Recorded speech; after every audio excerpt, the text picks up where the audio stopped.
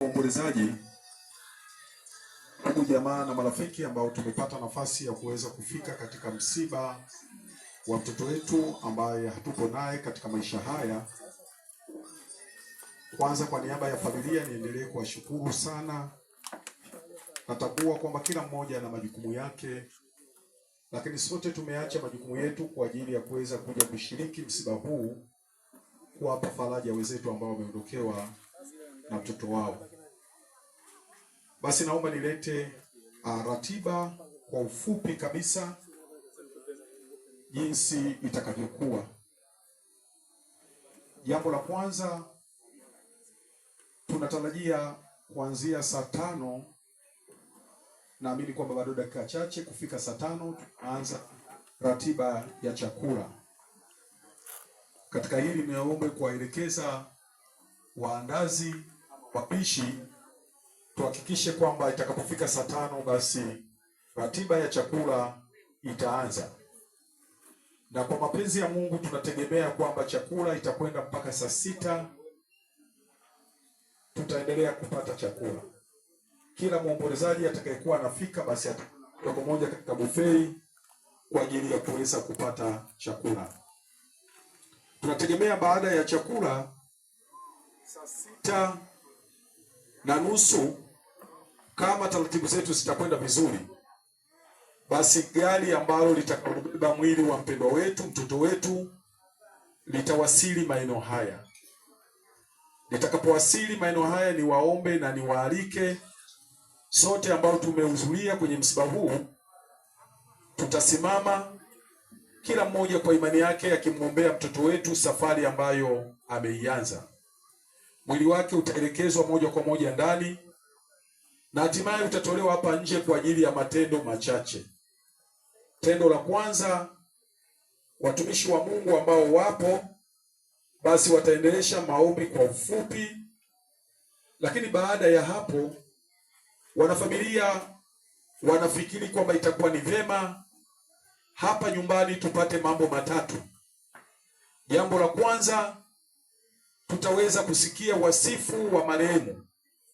Baada ya wasifu wa marehemu, tutapata neno la shukrani kutoka kwa mwanafamilia ambaye ameandaliwa. Baada ya mwanafamilia aliyoandaliwa, basi tutapata nafasi ya kutoa heshima zetu za mwisho kwa ufupi. Baada ya hapo, mwili wa mpendwa wetu, mtoto wetu, tutauchukua kwa ajili ya kuupeleka kanisa la Katoliki Bondeni, ndipo misa itakapofanyika. Sasa naomba nitoe maelekezo ya pili. Wote ambao mnaosafiri kuelekea mkoani kwa ajili ya mazishi, tutakapokuwa tumetoka hapa kuelekea kanisani, hakikisha unachukua begi lako, kwa sababu hatutarejea tena hapa. Tukitoka kanisani tutaelekea moja kwa moja mkoani kwa ajili ya mazishi. Na kwa kuwa tutakuwa na basi moja la jeshi ambalo litakalosafiri pamoja na sisi, niombe mjiandae. Upande wa mke au upande wa kikeni, basi naomba mjiandae watu 11 ambao mtakaosafiri, na upande wa kiumeni, nikimaanisha kwamba kwa baba watakuwa watu 17. Ili jambo naomba mliratibu mapema, ili baadaye lisituletee matatizo gari litakapokuwa limefika. Ndugu zangu waombolezaji, naomba niongee jambo moja sasa. Mara nyingi misiba hii inapokuwa inatokea, misiba mizuri itokee kwa jirani yako. Msiba ukitokea kwa jirani yako, unaweza ukajua kwamba kama msiba hakuna.